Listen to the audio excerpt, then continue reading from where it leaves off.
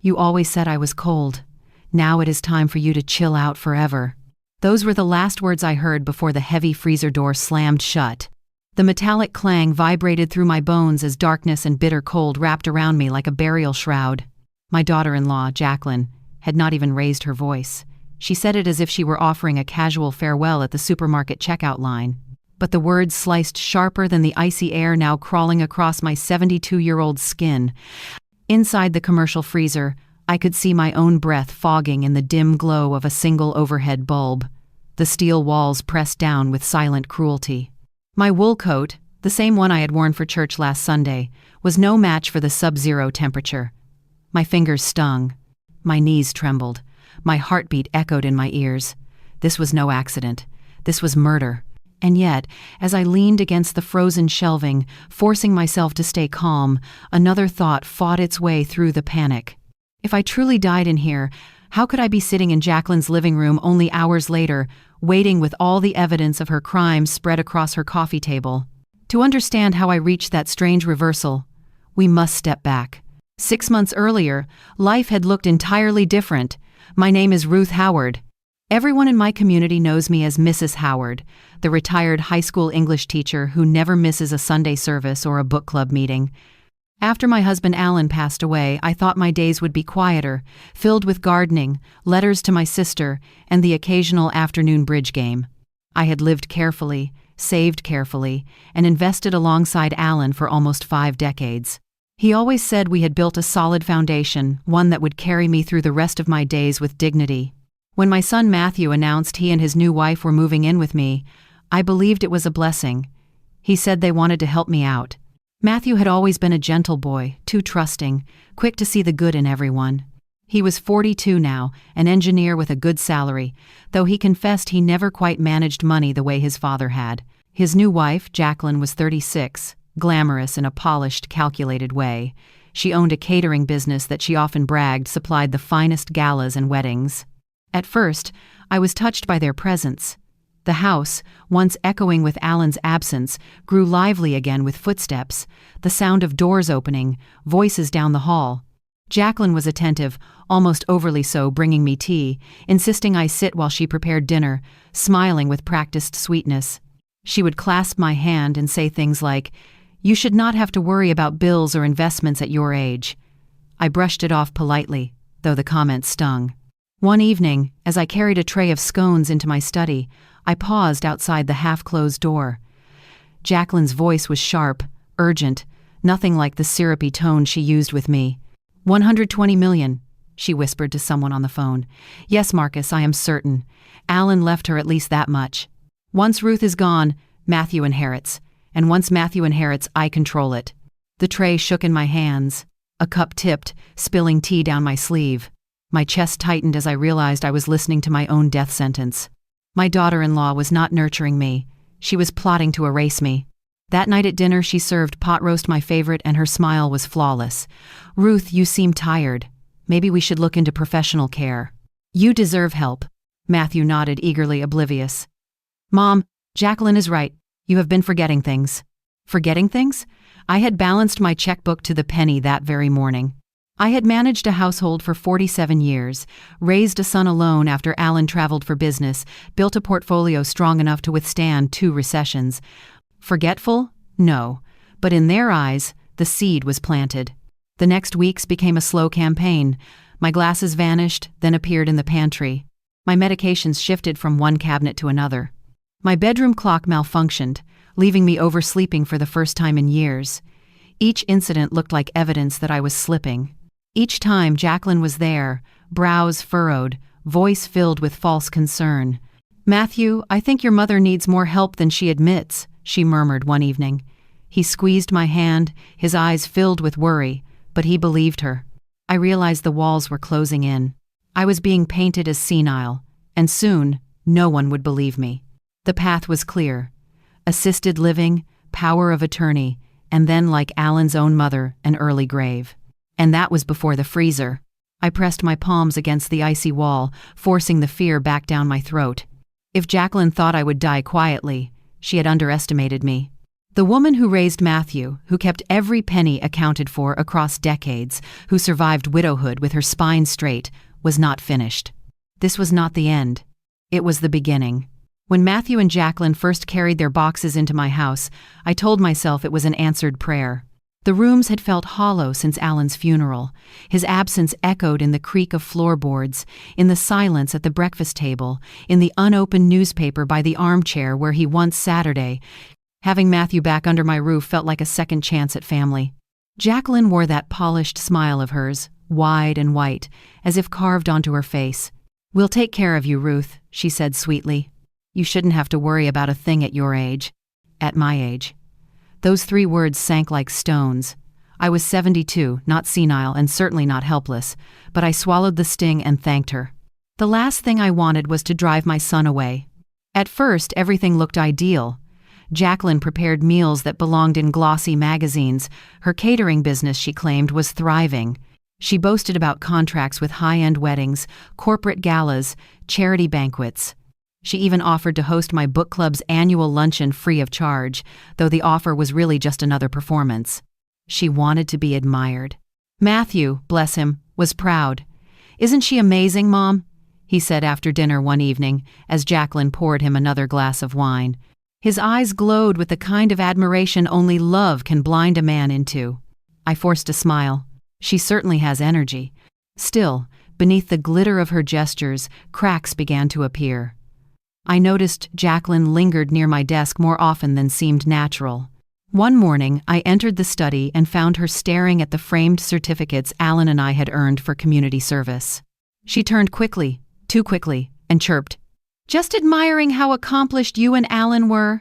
Another time, I caught her rifling through the kitchen drawers, where I kept nothing of interest beyond recipes and old bills. When I asked what she needed, she laughed lightly, looking for a corkscrew. But there was already one on the counter. It was easy to dismiss each incident alone, but I had taught teenagers for 30 years. I knew the signs of someone pretending, someone playing a role. Jacqueline's role was the perfect daughter-in-law, and she was playing it with unsettling precision. The turning point came 3 months after they moved in. I had gone to the study to prepare notes for my women's group meeting. Through the door, left slightly ajar, I heard Jacqueline's voice low and urgent. 120 million, Marcus. That's the figure. Insurance money, Alan's investments, everything. She barely understands it. Once Ruth is gone, Matthew inherits. And once Matthew inherits, she paused, her voice dripping with triumph. I control it.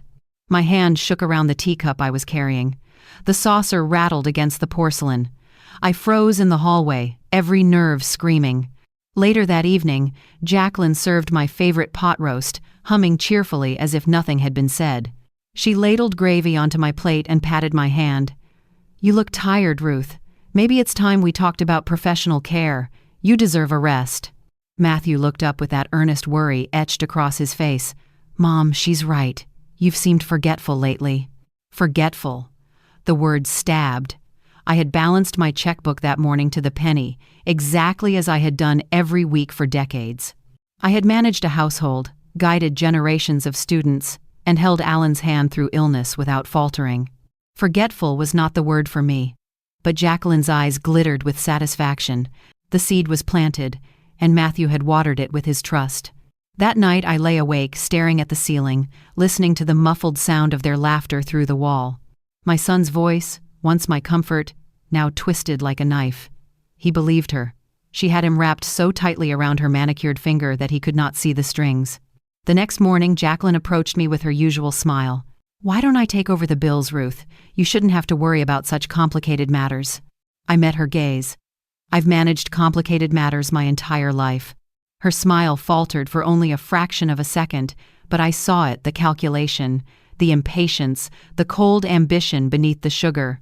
From that moment, I knew the woman living under my roof was not my protector. She was my predator. And if I did not stay vigilant, I would end up like Alan's mother years ago, quietly tucked away, legally stripped of control, and eventually erased.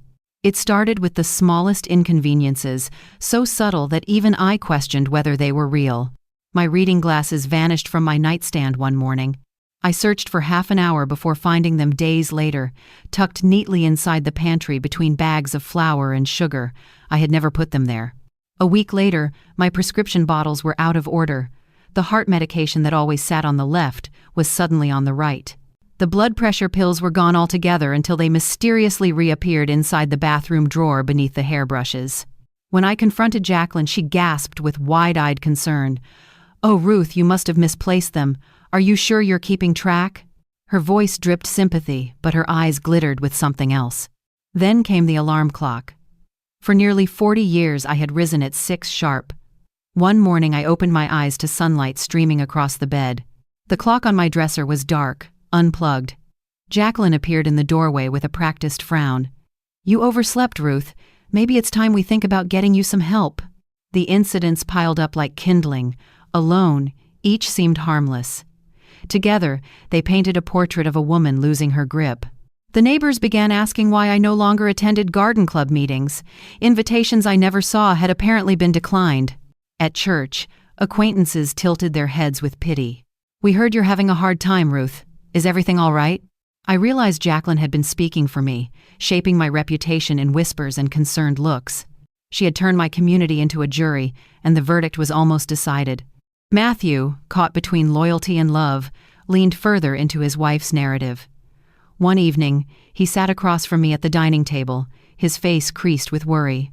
"Mom, you've been forgetting things. Jacqueline says sometimes you repeat yourself. Maybe just temporarily, you could try assisted living until you feel stronger." I set my fork down with deliberate calm. "Assisted living? Do you remember what happened to your grandmother?" He blinked, confused. "Dad's mom?" "Yes. She was sent to a home for what they called temporary care. Within a year, she was gone. Do you know who signed those papers? The power of attorney that allowed them to move her against her wishes?" Matthew's eyes shifted away. He was a boy again, avoiding my gaze when caught in a lie. "I am not your grandmother, Matthew," I said quietly but firmly. "And I will not be pushed aside because your wife thinks I am inconvenient." He reached for my hand. "Mom, please, we just want what's best for you." But his voice trembled. Even he was beginning to doubt. That was Jacqueline's brilliance. Every manipulation was tiny, almost invisible, until the weight of them pressed down like a glacier. One Wednesday morning, I overheard them in the kitchen. Jacqueline's tone was hushed but urgent. "She can't manage much longer. If we move quickly, we can arrange the evaluation with Dr. Lee. Once there's a diagnosis, everything will be in our hands." Dr. Jonathan Lee had been our family physician for years. I trusted him once, but now I wondered how much influence Jacqueline held over his ear. I stood frozen in the hallway, clutching the wall for balance. That evening, Jacqueline entered my study uninvited. She wore a silk blouse and that professional smile she reserved for clients. "Ruth, you don't need to worry about all these complicated statements anymore. Matthew and I can take care of everything. Why don't you sign a few forms? It will give you peace of mind." I pushed the papers back across the desk. "These accounts are in my name. I am perfectly capable of managing them." For the first time, her mask cracked, the smile slipped, and her eyes went hard, sharp as glass. "Of course, Ruth. I only thought it might be overwhelming for someone your age." "Someone my age," I repeated, my voice flat. "You will not steal my independence. Not today, not ever." She recovered quickly, laughter bubbling as though we were sharing a joke. But I had seen behind the curtain. That night, I sat at my desk, fingers trembling over Alan's old fountain pen. He had always warned me that money invited predators. "Guard it well, Ruth," he used to say. "Not everyone who smiles at you is a friend." I understood his warning too late. Jacqueline wasn't smiling at me, she was sharpening her knife. The morning sun spilled weakly across my study, catching the dust motes that floated above Alan's mahogany desk. That room had always been my sanctuary, a place for reading, balancing accounts, and remembering my husband's steady hand, guiding me through every financial decision. On that December morning, the sanctuary became a battleground. I had been reviewing quarterly statements, noting dividends and adjusting figures with my usual precision. Numbers had always soothed me. Unlike people, they never lied. The door creaked open without a knock. Jacqueline stepped inside, her heels clicking across the hardwood floor. "You really don't need to worry about all those complicated papers anymore, Ruth," she said, her voice warm but her eyes calculating. Matthew and I can take care of everything. Think of how much easier life would be if you just signed a few documents." Her hand reached toward the stack of folders. Her nails, perfectly manicured, painted a shade too bold for mourning, hovered over my accounts like vultures circling carrion. I slid the papers away, my jaw set. "These accounts are mine. I am perfectly capable of handling them." Her smile froze, then thinned. For the first time, the syrup in her voice evaporated. "Of course, Ruth. I just thought it might be overwhelming for someone your age." That phrase, "someone your age," landed like a slap. I adjusted my glasses, lifted my chin, and met her gaze. "Jacqueline, I know exactly what you're doing." For a heartbeat, her expression slipped. The polished mask cracked, revealing steel beneath. "I don't know what you mean," she said flatly. "Yes, you do. You're trying to convince Matthew I'm incompetent. You're whispering to neighbors, planting doubts at church, feeding lies to Dr. Lee. I heard you on the phone about the money. 120 million, you said. Do not insult me by pretending otherwise." The silence stretched taut as wire. Finally, her lips curved into a different smile, cold, amused, venomous. "You heard wrong," she murmured, though both of us knew it was a lie. "You and Matthew need to leave my house," I said, standing, though my knees trembled. "Tomorrow. I'll be calling my attorney in the morning to make my will ironclad." Her laugh was soft but cruel. "You foolish old woman. Do you really think anyone will believe you over us? Matthew already thinks you're losing your mind. The neighbors think you're slipping. Even Dr. Lee has his concerns." Her words slashed deeper than I expected. She had orchestrated every piece of this theater. I remembered the invitations I never received, the social events I had allegedly declined, the doctor's appointments where she insisted on speaking for me. She had isolated me inch by inch until only Matthew remained, and even he doubted me. "You underestimate him," I said, though doubt scraped my throat raw. "Matthew may be trusting, but he knows his mother." Her eyes glittered with triumph. "Every time he agreed you needed help. Every time he nodded when I mentioned your memory lapses. Every time he failed to defend you, he chose me over you. Face it, Ruth. To him, you're already gone. You're just taking up space until we make it official." I steadied myself on Alan's desk, the same desk where he once mapped out our retirement. I felt his presence like a shadow at my shoulder. "Stand tall, Ruth," I imagined him whispering. "Do not let her win." "Get out," I said, my voice steadier than my heart. "Get out of this room." She tilted her head, assessing me as if I were a specimen. Then she straightened, smoothing her blouse with deliberate calm. "Oh, we will leave," she said softly, "but not the way you think." The door closed behind her with a click, leaving the study colder than the December air outside. I sank into Alan's leather chair, my chest tight, my pulse racing. For the first time, true fear gnawed at me, not of death, but of erasure. I thought of Alan's mother, shipped quietly to assisted living after signing papers she barely understood. Within months, she was gone, her fortune redistributed, her story forgotten. Was that Jacqueline's plan for me? To make me vanish quietly, with Matthew's consent and the community's approval? I clenched my fists, forcing the tremor to still. No, I would not vanish. I had survived widowhood, raised a son, built a life from scratch when others doubted me. Jacqueline might control the whispers, but she did not control me. That night, I locked my study drawers and placed the key under my pillow.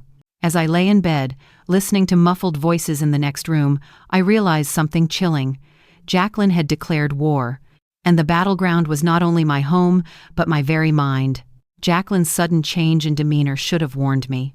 The morning after our confrontation, she appeared in the kitchen with an enthusiasm that felt unnatural. "Ruth," she said brightly, sliding a plate of pancakes in front of me, "I want to spend some time together today, just us girls. No tension. I'd love to show you my catering warehouse. You've never seen it, and I'm so proud of what I've built." Her voice sparkled with sincerity, but her eyes gave nothing away. I should have said no. I should have trusted the chill that ran through me. Instead, exhaustion weighed heavier than suspicion. Days of silent battles, whispered accusations, and Matthew's doubts had worn me down. A day away from the house sounded almost peaceful. We drove together, Jacqueline chatting the entire time about her contracts, her staff, the success of her company. She painted a picture of a thriving business, a woman who had earned her place through determination. For a moment, listening to her speak, I almost believed she was just a misguided daughter-in-law desperate to prove herself. Then she led me through the warehouse. The space was immaculate rows of stainless steel counters, shelves stacked with gleaming cookware, giant mixers lined up like soldiers. It smelled faintly of yeast and bleach. Jacqueline's heels echoed as she guided me toward the far wall. "The freezer is my pride and joy," she announced. "Restaurant grade. Keeps everything at the perfect temperature." A massive steel door loomed ahead, taller than either of us, its handle thick and industrial. She pulled it open, revealing a cavernous interior lined with shelves of frozen goods. A single fluorescent bulb flickered overhead. The air rolled out, sharp and bitter, nipping at my cheeks. "Want to see inside?" she asked casually, stepping aside. Something in me hesitated. My instincts screamed that this was wrong, but her smile was wide, practiced, flawless. I stepped forward, wrapping my coat tighter. The shelves stretched into the dimness, stacked with boxes of vegetables, tubs of ice cream, trays of meat sealed in plastic. I turned to comment on the size just as the door swung shut with a thunderous clang. "Jacqueline!" My voice cracked as I lunged for the handle, but she was already speaking through the narrowing gap. "You always said I was cold, Ruth. Now it's time for you to chill out forever." The lock snapped into place. Silence and darkness swallowed me whole. The temperature gauge glowed faintly, 10 degrees below zero. My breath came out in frantic bursts of vapor. I slammed my fists against the steel door, the sound muffled by the insulated walls. My cries went nowhere. The warehouse was built to be soundproof. No one would hear. The cold sank in immediately, burning my skin before numbing it. My teeth chattered. My hands stiffened. I staggered deeper inside, desperate to think clearly. Jacqueline believed I would die within the hour, found frozen stiff like a misplaced roast. But she had made one critical mistake. On the far wall, a bright red box glowed in the dim light. Restaurant safety codes required emergency supplies in freezers of this size. Inside hung a thermal blanket, a flashlight, and most importantly, an interior release handle. I wrapped the blanket around my shoulders, forcing myself to slow my breathing. Panic wasted energy. Calm kept you alive. I pressed my palm against the release handle, testing it. The lock mechanism shifted, ready to free me. But I did not open the door. Not yet. If I walked out immediately, Jacqueline might still cover her tracks. She would weep crocodile tears, call Matthew, claim I had wandered in by mistake. Without proof, it would be my word against hers, and she had already poisoned his mind. No. If she thought me dead, she would drop her mask. That was when I would discover the depth of her plan. I pulled the blanket tighter and sank onto a crate of frozen vegetables, teeth still chattering. Minutes crawled by, each one a battle. My body shivered violently, but my mind sharpened. Jacqueline wanted me erased. Instead, she had given me the perfect opportunity to expose her. As the cold gnawed at my bones, I whispered into the still air, "Alan, give me strength. This isn't where my story ends." And in that frozen tomb, I began to plan my resurrection. I waited in that freezer longer than any sane woman should have. The emergency blanket trapped enough body heat to keep me alive, though the cold gnawed relentlessly at my bones. Every few minutes, I cracked the door open a fraction to let in a trickle of warmer air. My plan was simple: let Jacqueline believe I had frozen to death. Only then would she reveal how far her conspiracy reached. Hours dragged like years. Finally, I heard the faint hum of engines outside. The warehouse door groaned open. Footsteps measured, deliberate clicked against the concrete. Jacqueline's voice floated through the space, pitched perfectly with concern. "Ruth? Ruth, where are you?" Oh no. Her act was flawless. I listened as she approached the freezer, gasped theatrically, and began sobbing into her phone. She must have wandered in. She was confused. I should have watched her more carefully. Oh God, she's gone. I clenched my teeth, fury burning hotter than the cold. She called for paramedics with all the skill of a seasoned actress. Within minutes, I heard men's voices, the scrape of a gurney, the shuffle of papers.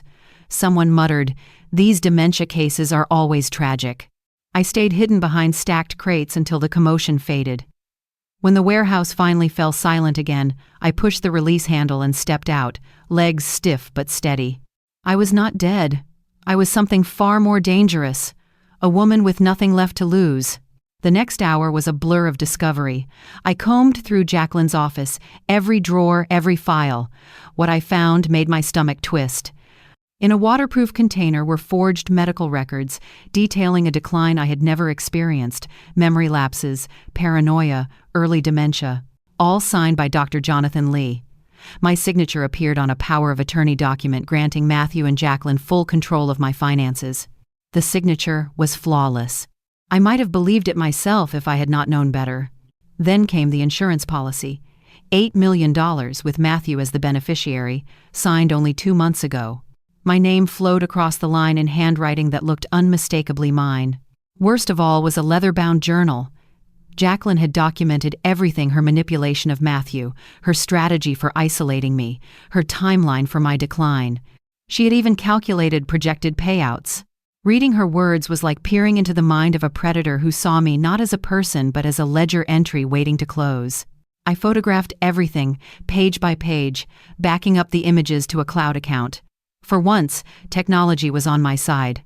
With shaking hands, I pocketed the journal itself. Paper still carried a weight no digital file could match. By 6 o'clock, I was seated comfortably in Jacqueline's own living room, wrapped in one of her cashmere throws, sipping from a glass of her expensive wine. On the coffee table lay the damning evidence. Forged documents, the insurance policy, the journal opened to a page where she described me as an old burden whose time is nearly over. The front door clicked. Keys jingled. Jacqueline stepped inside, her purse swinging casually from her shoulder. She froze when she saw me. For a moment she looked as though she had seen a ghost. "Hello, dear," I said calmly, swirling the wine in my glass. "I hope you don't mind that I let myself in. We need to talk." Her face cycled through shock, terror, and finally anger. How did I escape your freezer trap? Or how did I discover your precious journal?" I lifted the book, flipping to another damning passage. "Really, Jacqueline, keeping written records of felonies is rather amateur." Her jaw clenched. She scanned the table, the papers, the photos, the evidence she had thought hidden. Her mask slipped again, replaced by raw calculation. Before she could speak, the door opened behind her. Matthew stepped inside. His face was blotchy, his eyes swollen from tears. "Jacqueline? I got your message about Mom." He stopped, staring at me as if I were an apparition. "Mom?" "Yes, sweetheart," I said gently. "I'm very much alive. And your wife has a great deal to explain." Jacqueline spun toward him, her voice trembling with sudden sweetness. "She's confused, Matthew. She broke in here, stole my things. She's making up stories."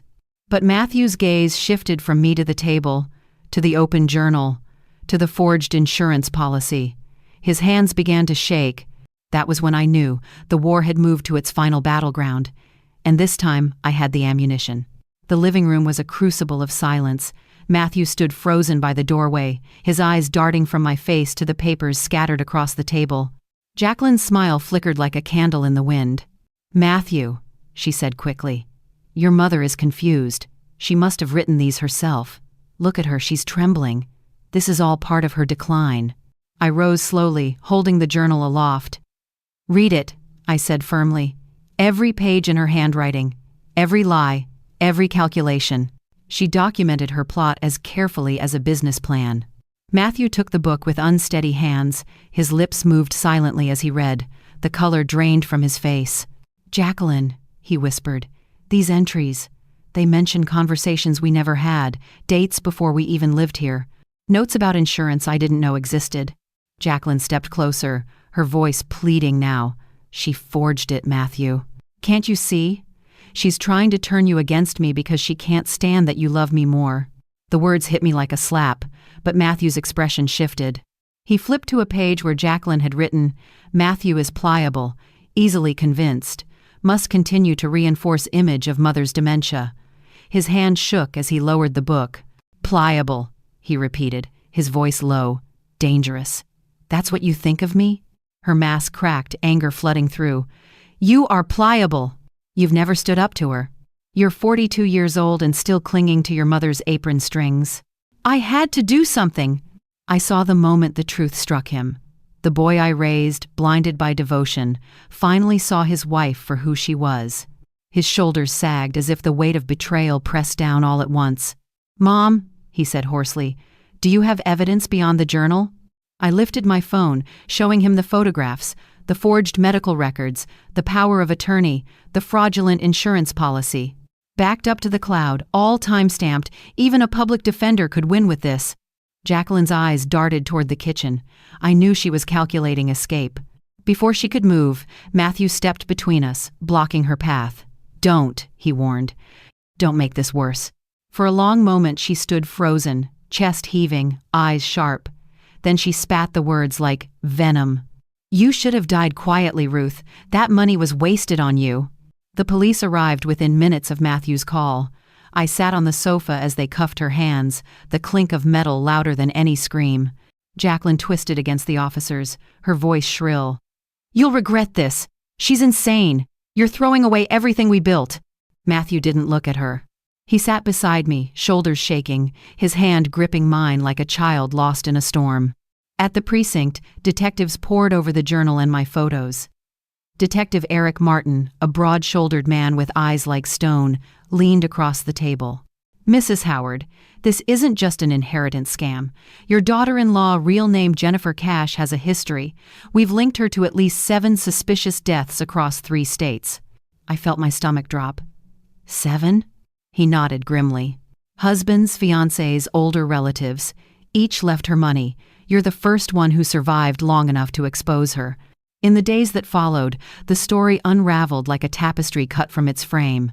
The FBI stepped in, led by Agent Alice Rodriguez, a woman whose voice carried the weight of experience.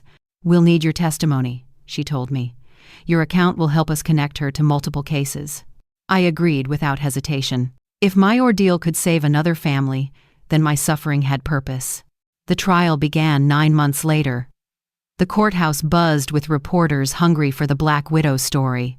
Jacqueline or Jennifer sat at the defense table in a plain suit, her beauty dulled by fluorescent lights and shackles. She avoided my gaze, but I felt the hate radiating across the room. The prosecutor built the case with precision. The forged records, the insurance policy, the testimony of handwriting experts. The most damning moment came when they played the warehouse's security recording. Her voice echoed through the speakers. She must have wandered in. She was confused. "Oh God, this is all my fault." The jurors' faces hardened. When I took the stand, the defense attorney tried to rattle me. "Mrs. Howard, you're 72. Isn't it possible you misunderstood? That your memory isn't as sharp as you think?" I sat straighter.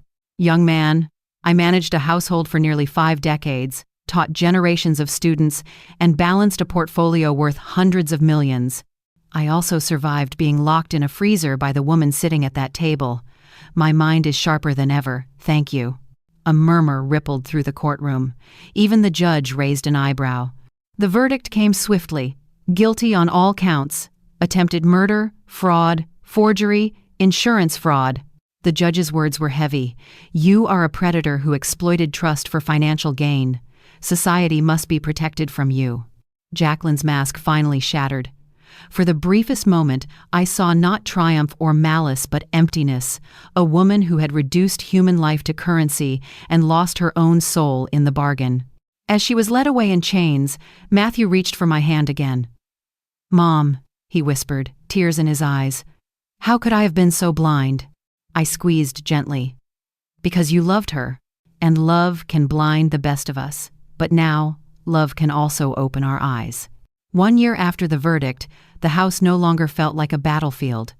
Sunlight warmed the curtains, and the air carried the smell of fresh coffee and roses from the garden. For the first time in years, peace seemed possible. I often found myself sitting at Alan's old desk, the same one where I had confronted Jacqueline. The leather chair no longer felt like a place of fear, but a seat of victory. That desk had become the ground where I reclaimed my life.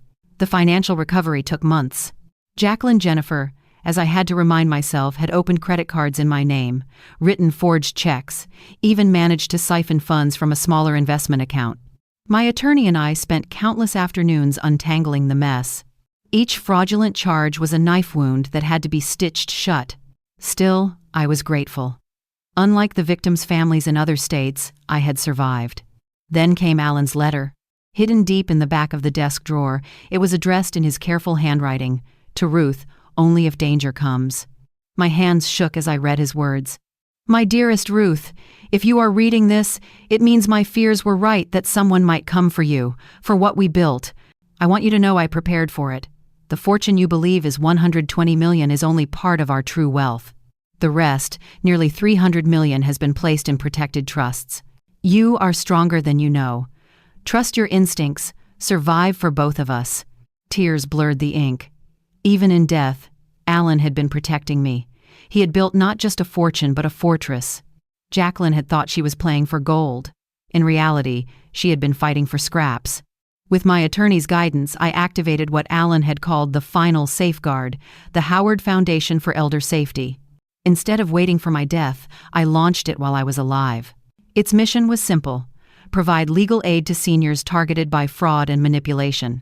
Our first grant funded pro bono attorneys for older couples swindled out of their retirement savings. The second funded seminars at community centers, teaching people my age how to spot scams. Standing at the podium during the foundation's launch, I said, "They wanted me to disappear quietly. Instead, I will be louder than ever. No one gets to decide our worth simply because our hair is gray." The applause was thunderous. For the first time in a long while, I felt useful again. Matthew carried his own wounds. He wrestled with guilt, haunted by how easily he had believed Jacqueline. Therapy helped. He began to see that love is not weakness, but blind trust can be. Over time, his shoulders straightened. His voice grew steadier. When he introduced me to Michelle, I saw in her eyes something I had never seen in Jacqueline's genuine kindness. Michelle was a school teacher, gentle but firm, with laughter that bubbled like spring water. After 2 years of courtship, they married quietly at the courthouse. No spectacle, no pretense, just love and commitment. Watching Matthew slip a simple gold band on her finger, I felt something loosen in my chest. My boy had finally chosen well. Life outside our family shifted too. Reporters still called, eager for more sound bites about the Freezer widow. Sometimes I granted interviews, sometimes I refused. The attention mattered less than the work of the foundation. When older women wrote letters thanking me for inspiring them to take back control of their finances, I knew Alan's legacy was alive. Still, shadows lingered. Occasionally, I woke at night with the echo of that steel door slamming in my ears. I remembered the burn of cold air against my lungs, the hollow certainty that I would die alone and forgotten. But then I would rise, walk through the quiet house, and remind myself, I lived, I overcame. On a warm October afternoon, I sat in the garden with a glass of Alan's favorite red wine. The roses swayed gently, their petals glowing in the Sunday Matthew and Michelle laughed on the porch, planning a small gathering for her students. For once, the house rang with joy instead of whispers. I raised my glass to the sky. "To you, Alan," I murmured, "even from beyond, you saved me." And to myself, I added silently, to second chances, to resilience, to never again being underestimated. They wanted me silenced by the cold. Instead, I found fire. And God help anyone who tries to make me vanish again.